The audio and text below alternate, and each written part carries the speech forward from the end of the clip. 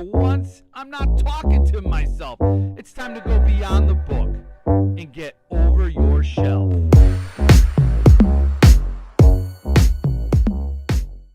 This goes right in with the whole carnival element of the countdown. I'm so happy for this release. So Paul's at the door. Everybody be quiet. I'm letting him in. Good morning, Paul Suntup. Hi, Jeff. Good morning to you. I'm happy. I'm very happy, and a lot of people are very happy today. So we're thrilled to be touring your factory this morning, seizing that magic and that wonder. This should be a very easy interview. I think a lot of people are dying to know how you feel. I know Simon just posted that he's been waiting 2 years to talk about this book. Right. And I can imagine you've been waiting since, what, 1986 to talk about this book. So tell us about this letter and your reply and how that came to be. Unless you don't want to spoil anything. I don't know. No, there's nothing to spoil. You know, my earliest memories of reading, or let's say this, my earliest memories of loving a book, right, or just having developed a love of reading really began with Roald Dahl. You know, prior to that, I recall having as a young child nursery rhyme books, right?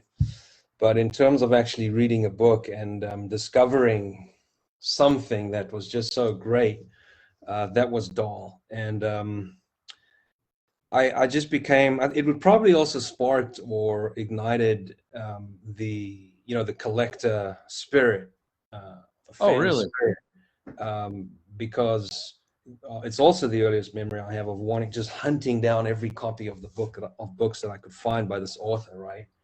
Wow. And it sort of created this desire to want to possess as many of them as I could find. And How it old also were you? began the first edition collecting thing. I actually don't know. I was probably not like most children who was reading Charlie and the Chocolate Factory of that age. I was a little older. I was probably in my very early teens. So maybe. Well, I read 12, this at 49, and yeah. I mean, I've seen the movie. I grew up with the movie. That's how I came to the story. Loved Gene Wilder's performance, and so that was my entire understanding. But when I read this book, you understand how expansive a slim book like this can be. Just this is like one of those trick houses. It looks small on the outside. You walk inside, and it's a wonderland. Right. And so I think anybody has that level of imagination. I think you could connect with this as an adult, as a child, and you will enjoy it on different levels for sure. But it's amazing. Yeah, you know, when I read the book again after what 30, 40 years or whatever, when I started this project, I wanted to read the book again, and it had took on a whole other meaning to me as an adult. Mm-hmm. But the greatest thing it did, and I wrote about this in this note that I wrote that's being published in this edition, is that it took me back to childhood. And you know, one of the things that I said when I started Suntup Editions, that there's one of the most important elements of why I was capable or able to kind of achieve what I had in those days when I was really tough, the early days, is because I felt without realizing it, it was almost like a natural thing, that I had become a child again, because I don't feel that you can achieve your ultimate potential unless you strip away all the gunk that gets piled on as an adult over the decades. You know, as a child, you have no fear. You cannot fail. You're immortal. And you have to go into things with that attitude. And that's what I did when I started Suntup. But then when I read Charlie again, it just, that's what happened. It took me back to that state of mind. Okay. Yeah. So it was just a great experience reading it again. But so back then, because of, like I was saying, in terms of this letter, this is the letter. This is the, well, I was writing letters to all, because then I discovered books and I was reading everything, you know, and I was sending letters to everybody. And one of the authors I sent to was Dahl, and he responded, and this is the letter. So this letter is being it is being printed in the book. Oh my God. And you can see a picture, a high res of it on the announcement page. Yeah. Okay, so it's in there. And this was dated the 27th of March, 1986, signed by Roald Dahl. And there's many of these letters from children who wrote to him that you can find online. There's even one famous one based because of the response. You can always Google it. So to get this back was quite something. And then, you know, I've kept it after all these years. But what I sent him was this book. I sent him this paperback, right? And I asked if he'd sign the book. And of course, this was back, you know, in the late 80s, and there was no internet for us. Right. Everything was done in the mail, and so he sent me the book back, and he signed it here. Oh, wow. Wow. That's awesome. Paul Suntup, best wishes, Roald Dahl. P.S. Thanks for publishing my book 40 years later. He went the glass elevator. He went to the future. Yeah, so he knew. I kept that, and of course, it's really special to me. And that's awesome. And I think you're so right. And I when I talked to Donald Sturrock yesterday, we talked about that, the power of naivete, the power of not like what you said, I think in a really great way, of not having that gunk of adulthood. It clogs that engine, and if you don't fight it, it'll freeze the gears, and you'll just go and you'll be a piece of driftwood. You gotta be careful. You know, it's part of the evolution of your being, your soul. You know, and we have many goals in life. We have many challenges. One of those goals should be to find that child again. Yeah. Because this is what will give you the strength to, one of the things, to push through it. You know, but Roald Dahl reminds us of that. Is this your favorite book by him? Oh, it's hard to say, to pick a favorite, because I've read them all. When I say I've read them all, I'm sure there's some short stories out there that I haven't. But like I say, when I was getting into Dahl and reading everything, I got everything I could find. And this was obviously back in South Africa, so there was, all you could get really is the trade paperbacks that were at the stores, you know. And then I bought a few first editions as well, which I love to have. But in terms of the what I've read, of course, Charlie. I remember really liking Danny, the Champion of the World, and that was it. Yeah, so it's hard to pick a favorite. Costco, I was at Costco doing the family shopping yesterday, and they have a box set of all Roald Dahl books for 14 books for $30. So if anybody wants to, and I was very, very tempted to pick it up. And they're all with Quentin Blake art, and they have Boy and what's the other autobiography?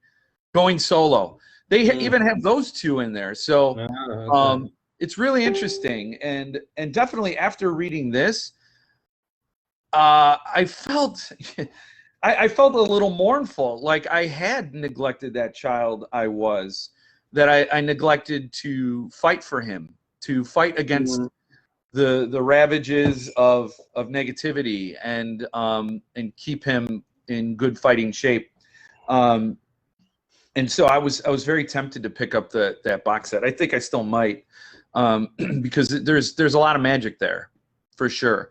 Brooklyn Ann was saying that Matilda was the first book that made her think she was wrong about Dahl, and that that his books weren't just for boys. So she felt like it was before I read Matilda, my only exposure to girl characters in kids' books was Ramona, who was a fun rebel, but very limited in age group appeal. So it's that empowerment. It gives the children validation for their approach to the world. But at the same time, Charlie is such a pawn. He's a victim, you know. He's sort of a victim of the poverty, and he's just a benefactor of Willy, like Willy Wonka. He's just sort of battered around by the wherever the adults take him. Yeah, listen, there's so many messages in there. It's also a statement about the spirit of just being pure and honest and having values and morals. And because at the end of the day, you know, you would hope that's what wins out. There's a lot of hate, there's a lot of hostility on social media, and it's not the way to. It's not the path to reaching your goals. I still am optimistic in believing that good triumphs over evil, and karma plays a part in it all as well. And just through Charlie's actions, just being a good kid, you know, he ends up being the winner.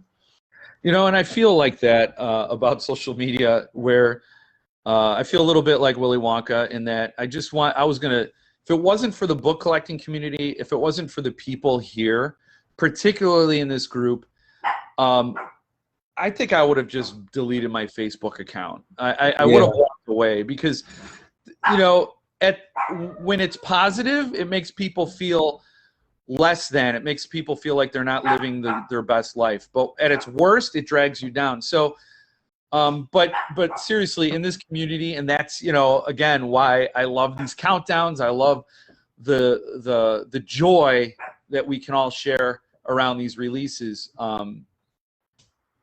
It's just life reaffirming. It just keeps that magic going. I like your hat, by the way.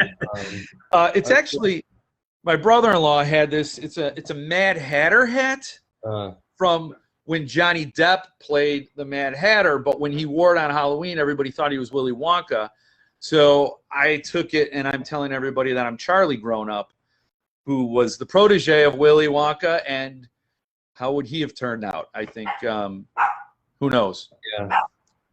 It makes me wonder, if you can hold on 30 seconds, I'll be right back. Oh, no. Oh, man. Yes. So I haven't been reading the comments because I've been talking to somebody. Chris Webster's here. Could someone get Willow? Willow. My dog is a Japanese chin. She's 9 pounds with the heart of a lion. So I don't know how much a lion heart weighs, but I think that's most of her body weight. Uh-oh. I bought this the other day, and I never used it. I didn't know. I wanted to get that jacket, like a Wonka jacket, but I know. I went to the thrift store. Oh, that's perfect. A little small. A little bit. No, that's great. What'd you think of that that video that somebody posted with your face is over Willy Wonka? Is that unsettling to see? Because I'm like, it would make me nervous. It doesn't bother me. It's all in good fun, right? It was funny though. I know about deep fakes, but I didn't know there was that kind of software out there that can make it so easy. Oh my gosh. Which is also kind of scary. So, but it was funny. I thought I'd bring you these books. So when we were working on Charlie and the Chocolate Factory, there were many reasons why it's taken about 2 years to get to this point. Is because, you know, as you saw, there's over 60 pages of bonus content. Right. Putting all that together, getting permission to print it all. There's a lot of stuff. So I had, went out and bought every edition of the book that I could find. Like this was part of the research. You know, these are all copies of various editions of Charlie and the Chocolate Factory. Wow. And wow. Each of them, this one had some of the bonus content that we needed. That's just the current paperback. This one here was important. It's an old UK paperback edition because it's got the art. Is it by Faith Jacks? Yeah, it's got the art from, the four artists that illustrated Charlie, and we wanted to spotlight them. So there's included in that over 60 pages of content is pieces from each of the four artists. This one was the Schindelman, Joseph Schindelman art was in this one. I wanted to make sure that we captured as many as we could. That's another edition that I used for something I can't remember. This is another Schindelman edition. This here is by Michael Foreman. Michael Foreman illustrated an edition of Charlie, which is this one. Wow. So we wanted to check out his illustrations. He's still around. We worked with him just to get permission. All of them were great. All of them were very open to working with us. And then there was this 40th anniversary edition as well. This was just a great resource inside Charlie's chocolate factory. This one had a lot of content, like some content that we wanted to use. And all the color illustrations, someone mentioned that they've never seen them in color. So they were printed in color in this edition here. Oh, wow. Yeah, so mine were all black and white. Black and white, yeah. So we put them all in color. So was there any, did you ever entertain the idea of going with a new artist for this? Yeah, we did entertain it. But really, it never had any legs in that. Actually, don't remember in the early days the process that we went through in order to arrive at where we did, which is really, Quentin Blake, although he wasn't the original illustrator on Charlie on the first edition, he became to illustrate all the Dahl books and has really become so synonymous with Dahl that he is sort of the de facto artist for Roald Dahl, and it has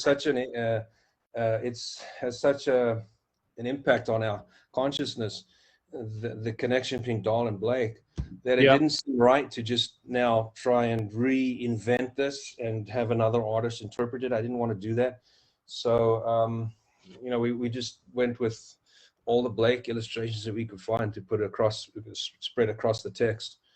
How was it working with the Dahl estate? Were they excited about this? I mean, was it hard to get the rights to the book? Was it hard? It took a lot of effort. Let's say that. I went out there to New York. I met with the publisher, the trade publisher, but I put together. Very seldom nowadays do I do a prototype in a whole presentation. When I did Misery, I was still very new, and I just did that. I made prototypes, I did prospectuses, and the whole big dog and pony show. But I kind of reverted back to that for Charlie. So I did produce a prototype. Had I think I made a prospectus about it, and we pitched it, and obviously it was accepted, and we got the deal, done. So once the project got rolling, I worked primarily with the Roald Dahl Story Company, which is manages the whole Dahl property in the estate, and they were fantastic to work with. Really, just so helpful. Also, they wanted more of a tighter control over the designs, both inside and out the book, which I appreciated. Normally I would not. We like to have creative freedom, creative control over the books that we design and build. But in this case, I really sort of gave up some of that control, and we ended up getting some great feedback, and had to make a few changes here and there, because really it's a brand for them as well. Right. We want to make sure we honor that and stay true to it, which we did. So everything you're seeing, both the layouts, the interiors, we had multiple. The proofreading on this was a monster, and everything was approved by the Dahl estate.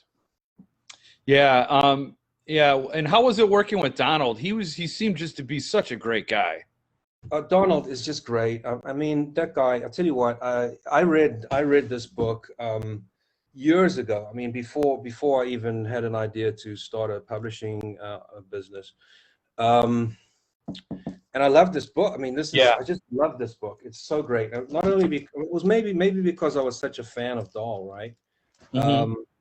And I blew through this, and I just loved every word of it. And then this all happened. I thought, well, there's no one else that I would have want to write this intro than Donald Sturrock himself, and I reached out to him, and man, he's just very approachable, helpful. I had a couple of phone conversations with him. He gave me some insight as to the whole background, Roald Dahl background, and the family, and it was just a delight to have him be involved. Yeah, he was just charming and just a great guy. I didn't know what to expect. He wrote this with such honesty and intelligence, and it's amazing. It's a story about a storyteller, and you do feel that Roald was really sort of larger than life himself, and just that whole experience. So I felt like when I approached him on the phone call, I felt like he did when he went up to Roald Dahl's door. Like, oh, here is somebody. He's very experienced. He's a documentary filmmaker with the BBC. Just a great guy. So I do have a question from Robert Poe here. He says he's wondering about the golden tickets. He says 25 golden tickets will be randomly inserted in all editions of the book, but you can also win without a purchase. So are there more than 25 tickets? No, there's 25 tickets. The no purchase necessary is just necessary. Right. Legal. Comply with regulation or what have you. Just some of these rules, but we have to do that. So, right. So basically, there's no more, no less than 25 tickets. That's what it is, and the 25 will be distributed across all 4 editions proportionately, and then randomly, and then beyond that,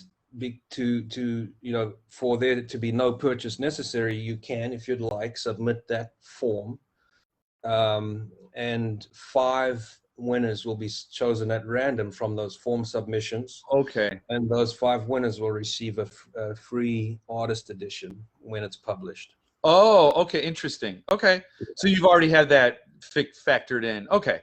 Yeah, so it's all explained there in the rules.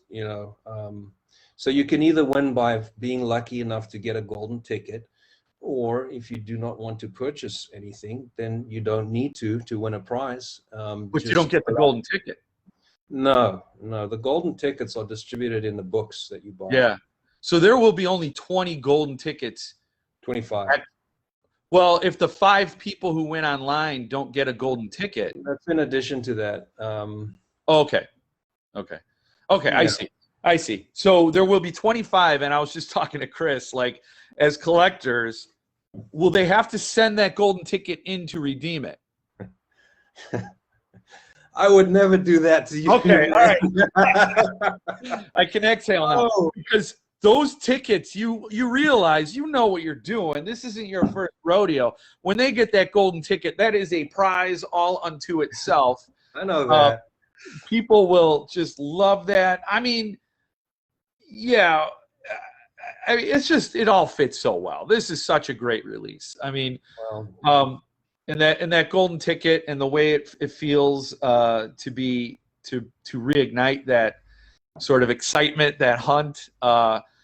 You're collectors, and we're hunters, and I just, I think I will, and I shouldn't say this because I don't want to make anybody feel bad that sells or does anything on Facebook, but it'll break my heart if I see one of those golden tickets on eBay. I just saying it. Happen. I mean, it's going to happen. It's going to happen. I mean, you'll sell an edition, a Roman numeral, and the same day you'll see it pop up on eBay, eBay, wherever the fans group. But there's no control over that. It just happens. Right. Yeah. But it's. Do you think your competitors are going to be going around trying to steal your recipes? What do you mean? Oh, my chocolate Yeah, recipe? the Willy Wonka. Remember, so when those tickets are available, um, Yeah. the difference in the so you read all the books. What did you think? Did you see the movie before you read the book? No, no, I read the book first. Wow. So what did you And think? Did you see the Gene Wilder movie? yeah, sure. I loved the movie. Back then in those days when Gene Wilder was a big star and popular and famous and whatnot, and we loved Gene Wilder, Blazing Saddles, just I loved that movie. And to see him in, part of the appeal was that Gene Wilder was in it for me back then. Yeah. And I really enjoyed the movie.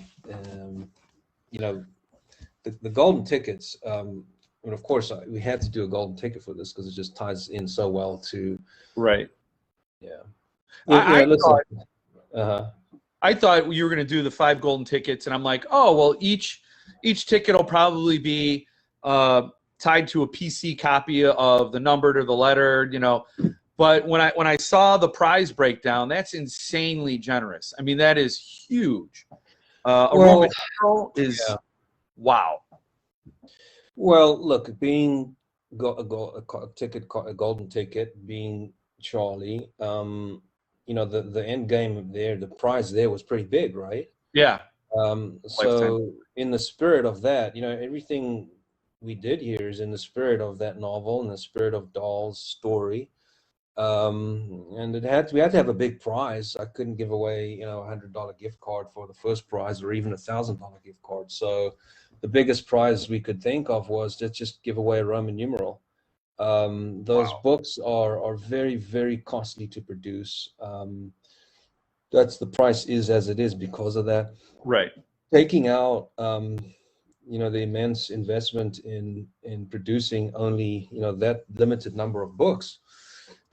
From the bookbinding standpoint, from the case making standpoint, that's one thing. Now you've got the letterpress printing, which in and of itself is costly, and all the other expenses involved. So it was, and the printing of this book is also complex, as I mentioned yesterday, because it's full color throughout the book on all 4 editions.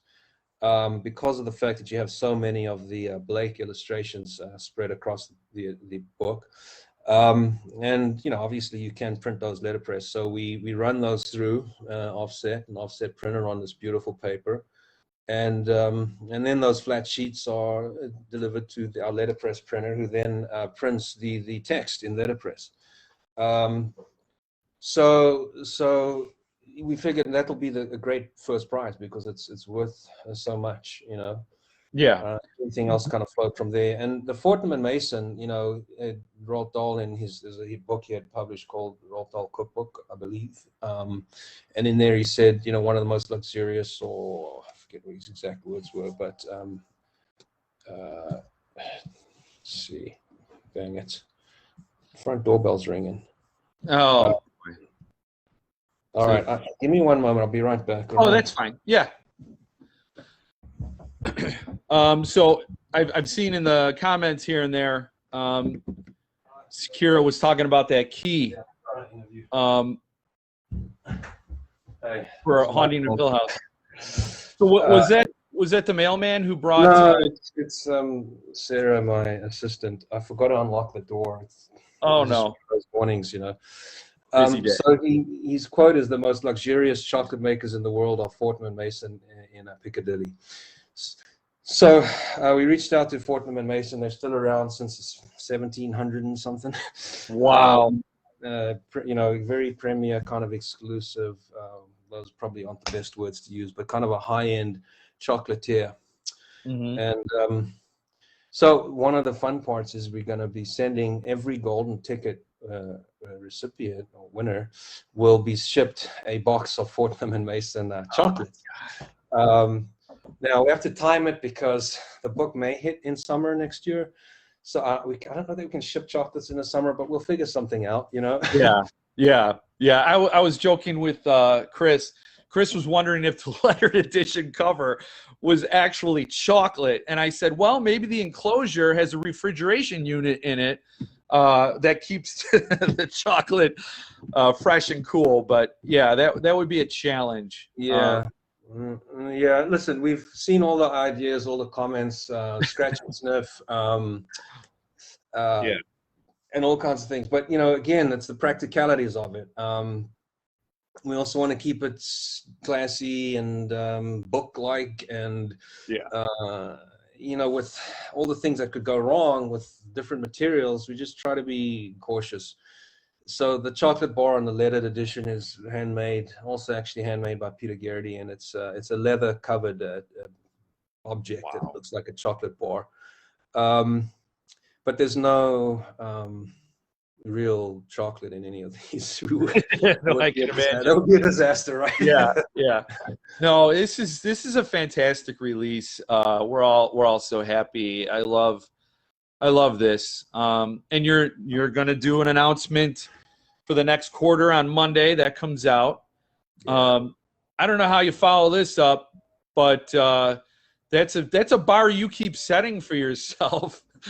Boom, boom, boom. And I would want to follow you for sure, because this is a tough one. Yeah, we take each book as an independent entity, as it's with its own personality, you know. Yep. And most of the time, the book leads the way, and we follow. But I don't necessarily look at it as trying to top the No. previous book. It ends up how it ends up. But the Right. one for October, about a month from now, will be the first one of the fourth quarter. It's a book I really love. I thought it was a great novel when I'd read it years ago, and I'm very excited to do it. And we're doing something, like I said, very, very unique for the enclosure on the lettered edition on that one, like nothing we've done before. And we have a box maker we've hired to make that box because it's complex, who has done something similar before, has the skills necessary to pull it off, and she has. And I have a prototype of it actually on the way to me now to check out. We'll take that, we'll do a photo shoot with it. So we'll have some great photography of that as well. When you talked about that on your live stream yesterday, I immediately thought, oh, it's a special book that needs a box constructed. And of course, my brain automatically went to Hellbound Heart, that it's going to be an enclosure that you have to solve to open to get the book, and then you get torn to pieces by chains, maybe, but maybe not. Yeah, yeah, it's not like that. It ties into the story. There is another book. I think it's the one after, or maybe the one after the first. Well, sometime during the fourth quarter, there's another one where the author, again, you know, you have exceptions to rules, and we hardly will ever get the author will ever be involved in the design or even providing any input as to the design of the book or the case. That's left primarily up to us. But in this case, he wanted to just offer some input, which I was fine hearing about. And so we did that. We heard him out, and we're going to go ahead and do our best to implement his idea, his suggestion. So I was talking to him yesterday, and just to get clarification on a few things. So this one is going to be also kind of special. It's what we're looking to do is a metal box made entirely out of metal. Oh, wow. Yeah, so maybe kind of like that Rebound It, but without the super great. Oh, that's so cool. Yeah, so, the thing is, making these editions, if it isn't clear already, the way we make our books is very different to the typical way of making limited editions. For us to design an artist edition is fairly straightforward. We pick a covering cloth for the book. We'll have the type design, the die art for the cover and the spine. We hire an artist to do an illustration for the jacket, right? And that's basically how we choose end sheets and headbands. And that's basically it. Now, that's generally let's say the playbook in terms of the most limited editions. Okay. Right. But when you start introducing numbered, lettered, sometimes Roman, you know, to conceptualize, to design, and to build these books is an immense, hugely time-consuming process. Not only in the materials that you use, the structure, but also in the process of binding. You know, many, if not all of these, you can't hand it to a machine binder like on an AE and expect them to make that book. Most of them have to be handbound. So I don't know that, I think a lot of people don't really understand what goes into it. We can spend months and months just figuring out how to make a box, an enclosure, you know. So that's a lot that goes into, you know, this concept, this style of, you know, limited edition that we publish. But I think the fans appreciate it. I think, you know, I know maybe I'm rambling, but I'm just going to say that,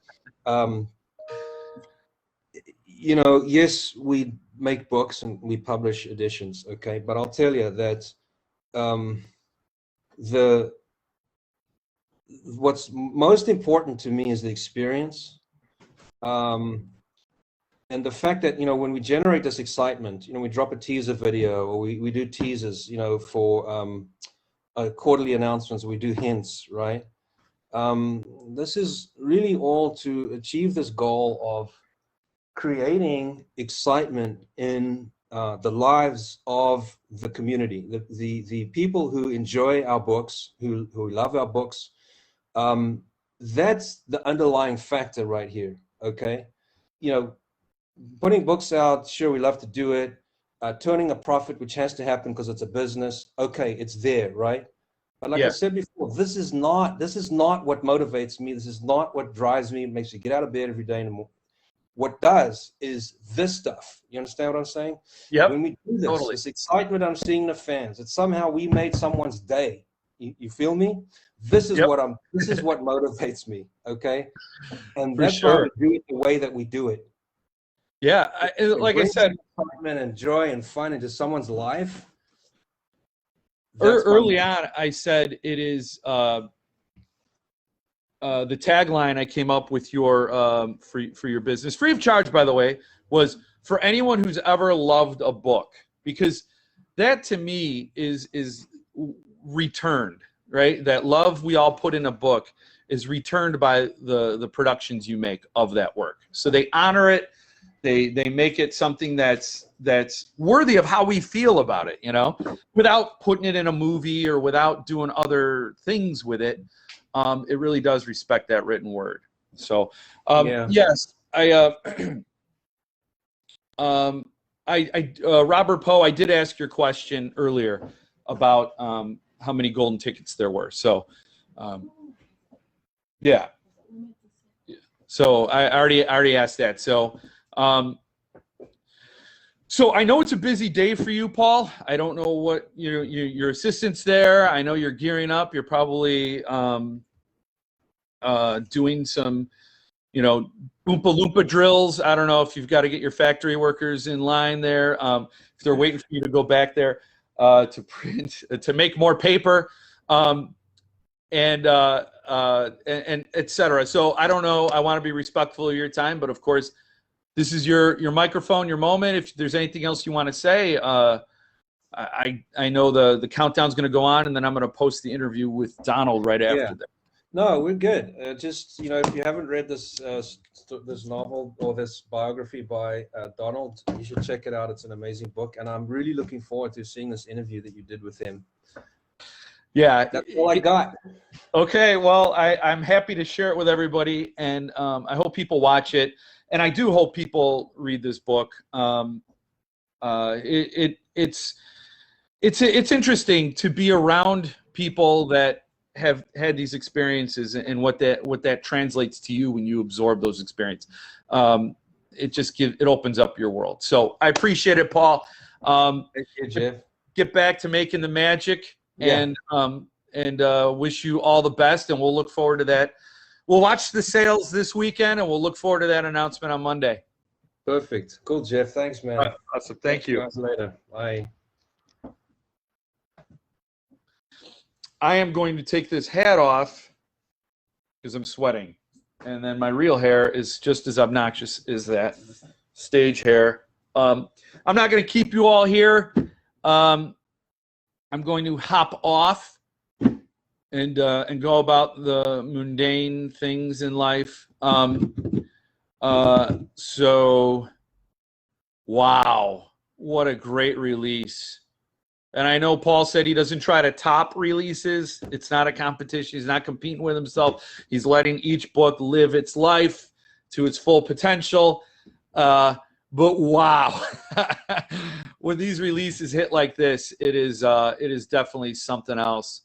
And I hope that translates to everybody, and you all pick up on that. And the honesty and the sincerity to spread this joy isn't just what drives Paul. It drives me too. That's why I have the YouTube channel. That's why I like doing this, because I like to share that. I like to keep everybody enthused, because what else is the reason then, man? Especially during this last year or so. Let's fight off that the doom and gloom, the pessimism. Keep that child alive that's in all of us. Clear off those cogs and get rid of that gunk, and stick with the magic. So thank you all for being here, and look for the Donald Sturrock interview. He's just another great guy. You're all great. Everything's great.